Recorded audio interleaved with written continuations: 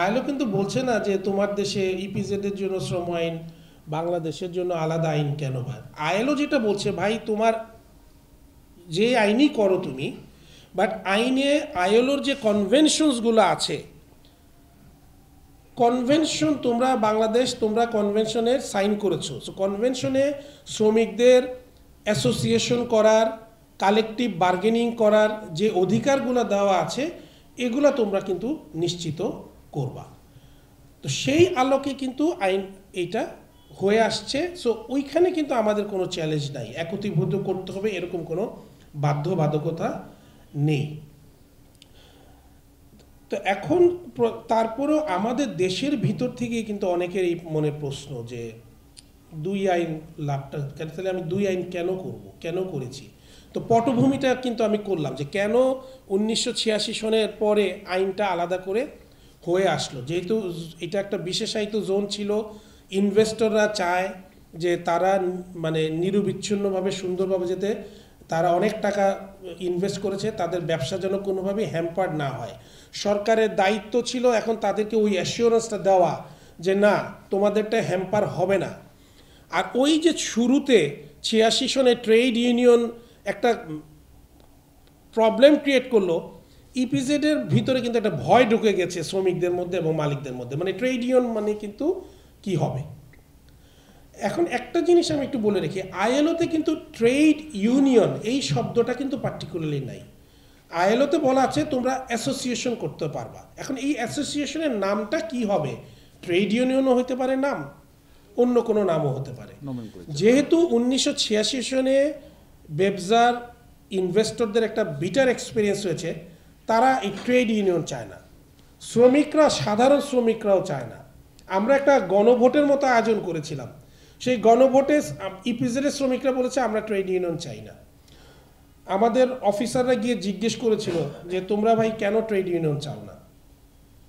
তো উত্তরটা ছিল যে ট্রেড ইউনিয়ন করলে আমাদের বাইরের যারা আছে তারা আমাদের কাজের ভিতরে ইন্টারভিন করবে, আমরা অপারেশন করতে পারবো না, এই ফ্যাক্টরি বন্ধ হয়ে গেলে আমার পেটে লাথি পড়বে, আমার তো বেতন পাবো না, উনার তো কিছু হবে না, উনি তো প্রতি মাসে মাসে চাঁদা পাচ্ছেন শ্রমিকদের কাছ থেকে, বিভিন্ন জনের কাছ থেকে, আমি কই যাব। তো আমরা চাই না, আমরা এমনি ভালো আছি। যেটা প্রেজেন্টেশনে দেখেছেন যে আমাদের ওয়েজে কিন্তু যেটা দেখা গেছে হিসাব করলে 30 থেকে 40%, শতকরা 30 থেকে 40% বেশি কিন্তু সুযোগ সুবিধাগুলো ইপিজেডের শ্রমিকরা পায়। সবচেয়ে বড় যেটা হয়, আপনি জাস্ট হাইপোথেটিক্যালি ধরেন বাইরে একটা ফ্যাক্টরি কোনো কারণে ব্যবসা খারাপ করছে, সে বেতন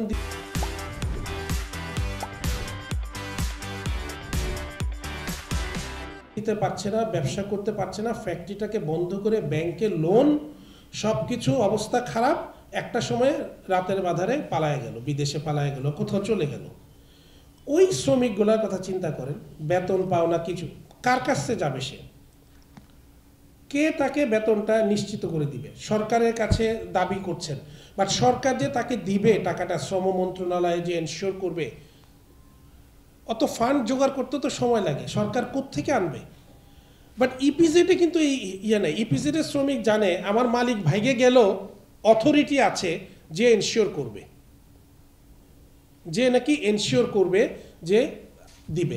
আমরা কোত্থেকে দিচ্ছি, আমরা যেটা করছি ওই ফ্যাক্টরিটাকে আমরা অকশন দিচ্ছি, এবং আমাদের রুলসেই বলা আছে অকশন থেকে যেই টাকাটা আমি পাবো প্রথম 100% শ্রমিকের সম্পত্তি দিতে হবে, দেওয়ার পরে যদি আমার কিছু থাকে তাইলে আমার আদারওয়াইজ কিছু করার নেই, কিন্তু শ্রমিকের টাকাটা কিন্তু 100% এনশিওর করতে হবে।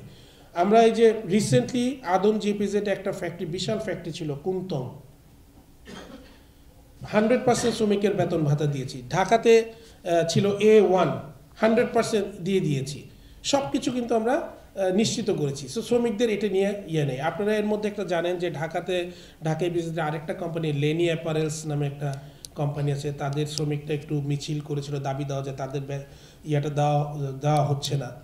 এটার কারণটা হচ্ছে তাদের মধ্যে কেউ একটা গুজব ছড়িয়ে দিয়েছিল যে বেবজা অকশন দিয়ে দিয়েছে, বেবজা টাকা পেয়েছে, কিন্তু বেবজার টাকাটা শ্রমিকদেরকে দিচ্ছে না, ওইটা ব্যাংকে রেখে দিয়েছে, তাহলে ইন্টারেস্ট পাবে। কোনটা? আমি আসছি ওইটাতে আর কি, আমি একটু বড় করে বলছি আর কি, সবার মানে ব্রডার সেন্সে ইয়া করার জন্য। তো এই কারণে হয় কি যে শ্রমিকরা কিন্তু তারা চায় যে আমরা আমাদের মতোই থাকি, একটা বিশেষায়িত জোন ওটার ভিতরেই থাকি। এখন প্রশ্ন হচ্ছে যে ব্যবসা কি মনে করছে, আপনি যেটা বললেন যে আমরা কি চাচ্ছি, এখানে ব্যাপারটা হচ্ছে কি আমরা কি চাচ্ছি ওটা কিন্তু ইম্পর্টেন্ট না, ইম্পর্টেন্ট হচ্ছে ইনভেস্টররা কি চাচ্ছে, শ্রমিকরা কি চাচ্ছে, আইএলও কি বলছে, তারা হচ্ছে মেইন ফ্যাক্টর। এই তিনটা জিনিসকে মিলিয়ে কিন্তু সরকার তখন একটা পলিসি গাইডলাইন দিবেন যে কি মনে হয়। আপনারা ইতিমধ্যে জানেন যে গত নভেম্বরে আইএলওর যে লাস্ট গভর্নিং বোর্ড মিটিংটা হয়েছে, ওখানে কিন্তু অলরেডি আমাদের সরকারি প্রতিনিধি গিয়েছিলেন, আইন উপদেষ্টা, মাননীয় আইন উপদেষ্টা মহোদয়ের নেতৃত্বে। ওনারা কিন্তু অলরেডি বলেছেন যে ওনারা একটা ইমপ্যাক্ট অ্যানালিসিস করবেন, এবং ওনারা কিন্তু এটা নিয়ে অলরেডি কাজ করা শুরু করেছেন যে ঠিক আছে, যদি দুইটা আইন একীভূত করা হয় তাহলে কি ধরনের সমস্যা হতে পারে। এখন যেটা হয়ে গেছে কি সমস্যাটা, যেটা বললাম, আমার ইপিজেড আইন অনুযায়ী আমার ওয়েজ বোর্ড আলাদা, সেই ওয়েজ বোর্ডে বিশেষায়িত অঞ্চলের ভিতরে শ্রমিকদেরকে আমি এক্সট্রা বেনিফিট দিচ্ছি। এখন যদি আইনটা এক হয়ে যায়, আমি একটা উদাহরণ দিয়ে বলছি, আইনটা যদি এক হয়ে যায় তাহলে কি করতে হবে, হয় সারা বাংলাদেশের সবার ওয়েজ আমারটার মতো করতে হবে, নতুবা আমারটাকে কমিয়ে সারা বাংলাদেশের মতো করতে হবে।